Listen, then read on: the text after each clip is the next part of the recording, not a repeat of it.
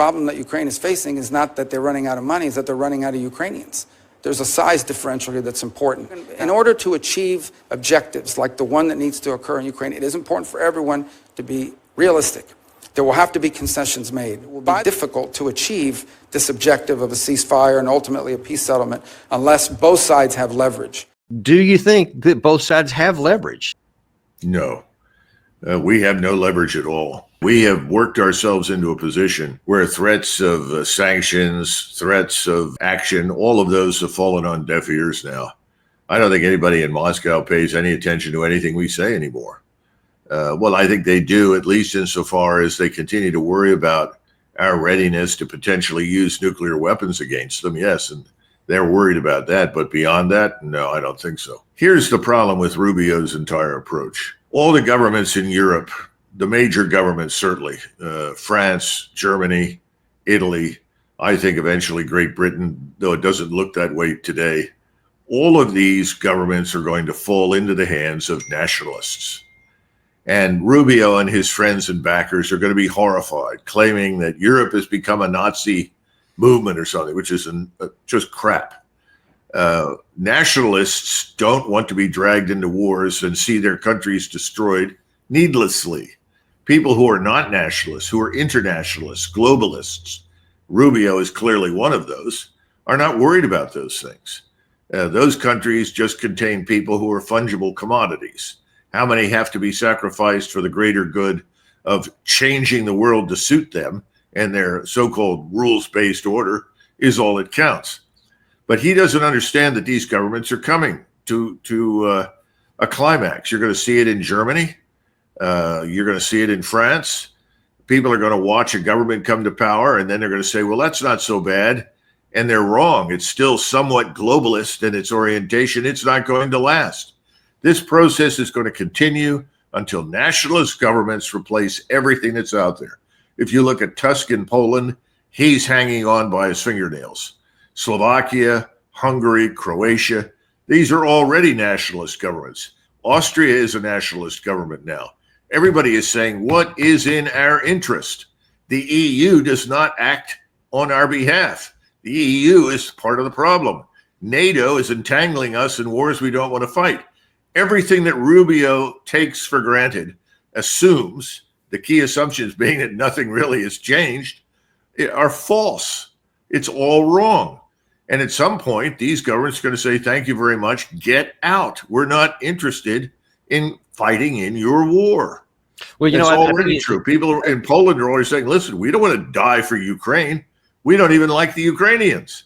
So the problem is this is all going to go away. He's going to have no influence, and Trump will have no influence. The best thing that he can do is read the tea leaves, do the things we discussed at the beginning, and then say, I am happy to host a peace conference where the states that border Russia and the Russians and Ukrainians can all sit down to work out their differences and come up with a solution. Instead, he is acting as though we have to provide the solution. Not only have to provide it, we must impose it. We can't. Those days are over. This is a new world now. The Russians aren't going to put up with it. Nobody else in the BRICS community will, and increasingly that's going to be true for Europe. Yeah, you mentioned at the start of this that the incoming administration and all the people that are working for Trump are trying to get a win out of this and put a good face on it. I think Rubio's trying to thread that needle by, admitting that Ukraine's never going to win back its territory and they're going to have to make concessions, et cetera. But then he tries to have it kind of both ways by saying, and the Russians are also going to have to give up some things in order, he said, to get a ceasefire. That's apparently what he thinks is going to start this process. But to your point a minute ago about what the Russians think and say, they're saying, yeah, that's a no-go. We cannot be satisfied with empty talk. So far, all we've heard is talk about the need to come up with some kind of truce. And it's not particularly hidden that this truce is needed in order to gain time to continue pumping weapons into Ukraine. A truce is a road to nowhere. And certainly it is, because Russia doesn't need a truce. Russia doesn't need a ceasefire. They're winning already on the battlefield, and their manpower, they continue to restock the kitty every day, every month. They actually bring in somewhere around 1,000 recruits per day. And I don't know what their casualty rates is, but it's less than that. So they're able to continue to grow their forces, whereas, of course, it's shrinking on the Ukraine side. So if Rubio's thinking that we're going to try to get a ceasefire to start the process, I think the battlefield is going to have a different outcome. Oh, absolutely. He's King Lear in the storm raging at the weather. It's a waste of time. It's going to go nowhere. But again, you're correct. Everybody thinks that there's got to be a win. Nixon and Kissinger were trying to construct something that could be billed as a win. Well, the only win for the United States was to get out of Vietnam. Everything else was lost.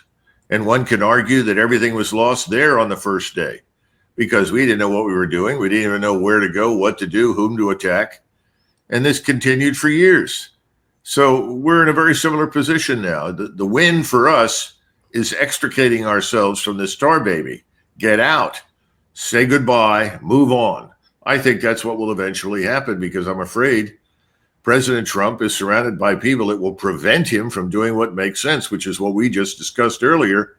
Offer to host something, but otherwise announce we're leaving, we're out, it's over, we're not going to do this anymore, which would make infinite sense. And it would be a big win here in the United States. Well, that's actually what I was about to say. It depends on your definition of win. If it's something classic, that's not even on the table. But what you described is some creative thinking that actually says, hey, there is a way that you can come out with a win. Now, of course, his political enemies will be against it no matter what, because the Biden administration on its way out the door has gone to extreme lengths at the president, the Secretary of State, and Secretary of Defense to all say they have set up Ukraine to stand on its own, and only Trump undermining that can potentially lose it. So if he did what you suggested, that's what they would say to him. But I think that there's a lot of plausibility to say he's not going to win those people over anyway. So just forget about that. This is what makes sense, and the people who elected him to be president would love it, I believe. Yeah, no, I think that's true. Back in 2005, I remember having a conversation with several people, and I said, we just need to leave Iraq. You know, you got Saddam Hussein. What are we doing here? Let's just get out. And everybody said the same thing. Oh, we can't just leave. And, my answer was, well, that's what we're going to do anyway, because we don't live there. It's not Kansas. It's not Missouri. So I think, it would be useful if somebody sat down with President Trump, if he would listen, provide him with some truth instead of lies about the great Ukrainian success story, point to the absolutely systemic corruption, and say it's time for us to get out of this thing. We can't fix it. We don't want to rule it. We don't want to pay for it. We're out. But we'll be happy to host a conference. And the Russians would take that as a very positive development, because they're tired of us trying to impose things on them. And we don't want war with Russia. You see, this is the other problem. Everybody is promoting hostility to Russia in Washington. But we don't need it. We don't want it. There's no reason for it. But you have this phony dichotomy. You have the democratic states on one side and the authoritarians on the other. I mean, it's a false dichotomy. It makes no sense at all. But that's the sort of lie that continues to be promoted. That's General Hodges and everybody like him. And, one of the other popular lies that has also continued on throughout this is the claim that says, hey, the Russian is out to get you. If he gets Ukraine, he is definitely going to go to the West, and he's going to conquer everybody because he wants to recreate the Soviet Union, et cetera. You mentioned something at the beginning of this, and Lavrov actually yesterday at a press conference addressed some of that they are focused not on conquering land in the West. They are focused on protecting the ethnic Russians in the eastern part of what was Ukraine. The return of Donald Trump has fueled speculation of a peace deal in Ukraine. Is he the master deal maker he claims to be? And how far is Russia willing to go? What concessions are you willing to make to reach an agreement? Neither the narrative nor anyone's discourse has addressed the rights of Russians, whose language, whose culture, education, media, and whose canonical religion were banned by law in Ukraine. There will be no serious conversations if the West pretends that this is normal. And when the outgoing administration in the person of Blinken and Sullivan says that they are confident that the new White House will continue the policy of supporting Ukraine, is this a testament to exterminate everything Russian as before? When Here we go. when the Russians intervened in eastern Ukraine initially, the argument was, well, the Russian army is too small. It's not well enough equipped. It's not sufficiently trained. And they're losing to the Ukrainians, who are so much better. Well, if your plan was always to reconquer everything that we call the Warsaw Pact, then you would have thought that the army was overly large, very lethal, and ready to march west at hypersonic speed. Well, that wasn't the case. So how do you then say now he's ready to march west? Well, Russia has done what it has to do to defend itself and to defend its people inside eastern Ukraine. If they were really committed to this massive offensive, would they have waited this long? Would they have exercised as much restraint as they have, particularly in the face of these long-range strike weapons that we've given to the Ukrainians that have harmed people inside Russia proper? Doesn't make any sense. Doesn't pass the smell test. It's all nonsense. But one would think at this point it would be a huge mistake to underestimate Russian resolve to secure itself. And if you leave them no alternative to march further west, they'll do it. So at this point, it would make infinite sense to hold that conference we discussed and come to some sort of arrangement. Right. That's exactly what I was going to say, or what I was going to ask.